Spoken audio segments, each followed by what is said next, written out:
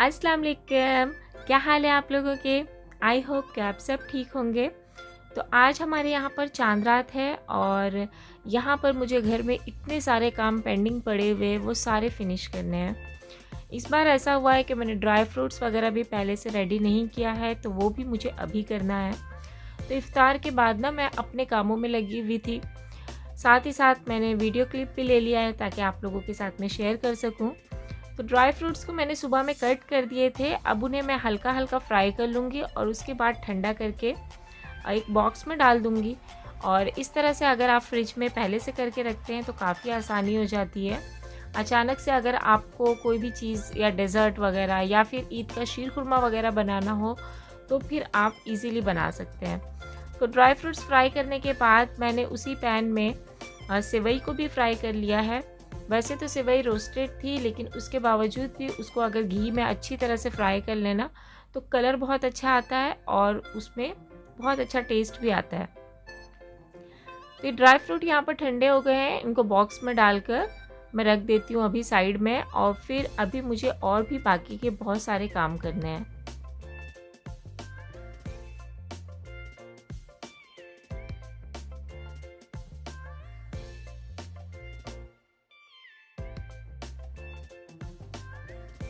ये सारे काम ना आप 1-2 दिन पहले से कर लें तो काफ़ी आसानी हो जाती है।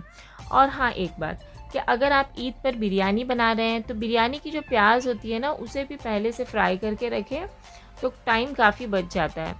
मैंने अभी तक ये भी नहीं किया है, तो अब ये सारे काम जो ड्राई फ्रूट का था ये कंप्लीट होने के बाद अब मैं यहाँ पर प्याज को फ्राई करने लगी हूँ। कल हमारे घर पे बननी है बिरयानी। बच्चे हैं ना, वो ईद के दिन बिरयानी ही पसंद करते हैं, तो इसीलिए मैं हर साल ईद पे बिरयानी ही बनाती हूँ। मैंने कुछ भी दूसरा ट्राई नहीं करना होता है। दूसरे तीसरे दिन या फिर जब गेस्ट वगैरह घर पर आते हैं तो फिर हम दूसरी डिशेस बनाते हैं, लेकिन फर्स्ट डे हमारे घर पर सिर्फ बिरयानी बनती है।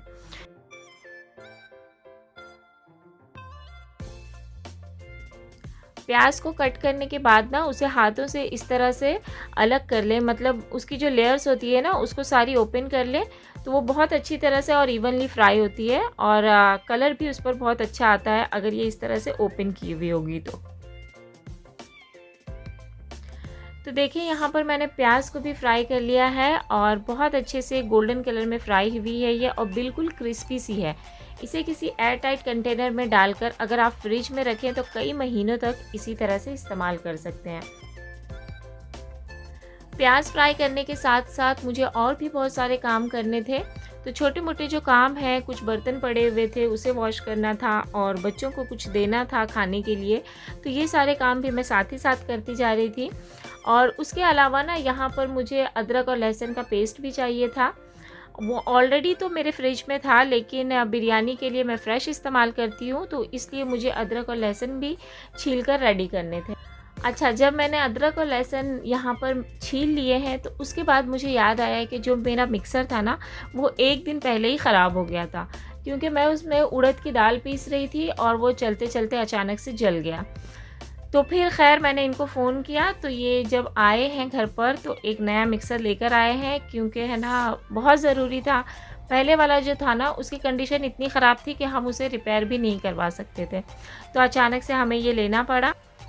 तो अगर पहले से याद होता या फिर अगर मेरे पास टाइम होता तो मैं भी जाती साथ में और देखकर जो समझ में आता वो लेती, लेकिन जल्दी जल्दी में ना कोई बात समझ में नहीं आ रही थी, तो बस मैंने उनसे कह दिया कि एक मिक्सर लाना है, तो वो ये वाला लेकर आ गए।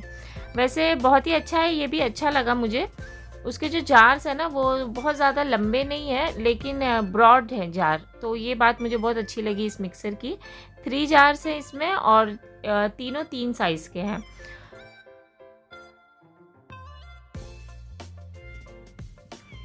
तो अदरक लहसुन का पेस्ट बनाया, उसके बाद मैंने जो हरी मिर्चें थी उनका पेस्ट बनाया, हमने खाना खाया और बाकी के भी छोटे मोटे काम करते हुए यहाँ पर अब रात के 1 बज गए थे। तो रात के 1 बजे मैंने दूध को गर्म करने के लिए रख दिया था, क्योंकि सुबह 5 बजे की नमाज़ थी, 5:20 की नमाज़ थी, तो उसके पहले मुझे शीर खुरमा वगैरह रेडी करना था।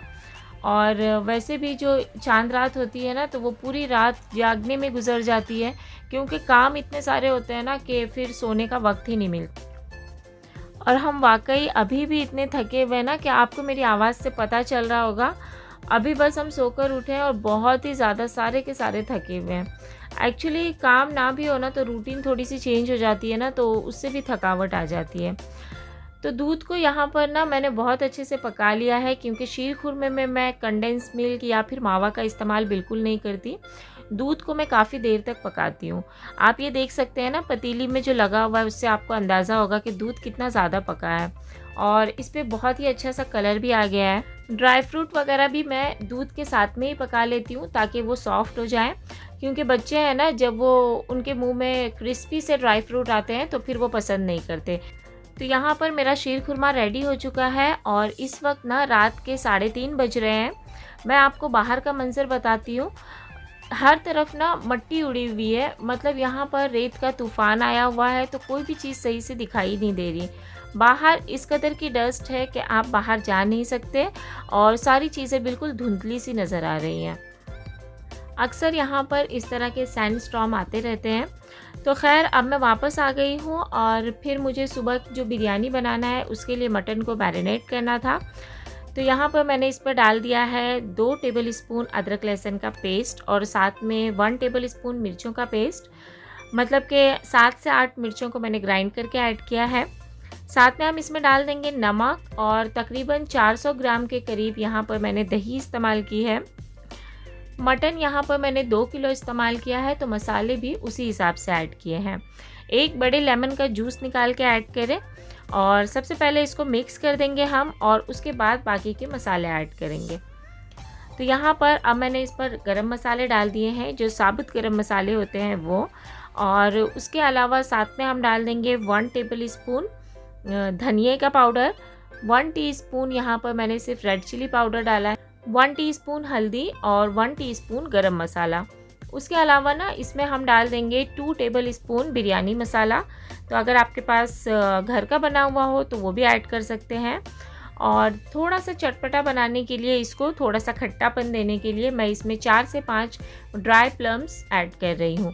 उसके बाद इसको अच्छे से मिक्स करने के बाद जो हमने प्याज को फ्राई करके रखी है वो ऐड करेंगे और इसे भी अच्छी तरह से मिक्स कर देंगे।